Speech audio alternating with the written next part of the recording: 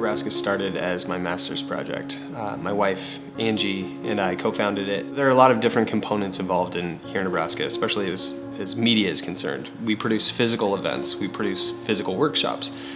We also produce some physical content, but we also do a ton of digital work. So we produced 70 different videos telling Nebraska music stories last year. We produced more than 5,000 photos. So we began as a journalism entity. We started producing more concerts, and then we did concert series, and now we're really moving more into education as well. What's so cool about Hear Nebraska to me is that I get to surround myself with really awesome, talented, designers and photographers and videographers and writers every day. Hear Nebraska is for everyone. We produce events that draw people young and old. We've truly become a statewide organization in the last couple of years through projects like the Good Living Tour. We produced 50 concerts in 11 different cities featuring 130 different bands. We paid all those bands as well. What was so cool about that project was getting into these small towns, talking to people, and realizing that there's a real hunger for just new things. I know growing up, we didn't have the kind of cultural opportunities that I wish I had.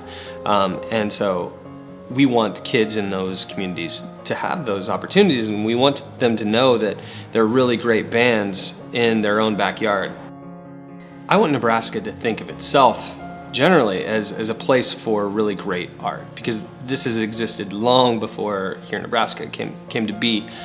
We are really working to champion that idea. Music and arts are not only a really wonderful selling point when we're trying to attract millennials and keep them here, but it's also something that makes life in Nebraska fulfilling and enriching. And I think that's a big part of our story is showcasing this human talent to the rest of the world. I want to thank the Nebraska Arts Council, Nebraska Cultural Endowment, and all the arts supporters in the state for this wonderful honor. I accept it on behalf of Hear Nebraska and our amazing team, our board of directors, and I want to thank my wife, Angie, who is Hear Nebraska's co-founder, and without her support and her dedication to Hear Nebraska, I wouldn't be able to be so dedicated either, and it means a lot. So thank you, Angie, and thanks to all the musicians and artists that make this state awesome and give us something to do every day.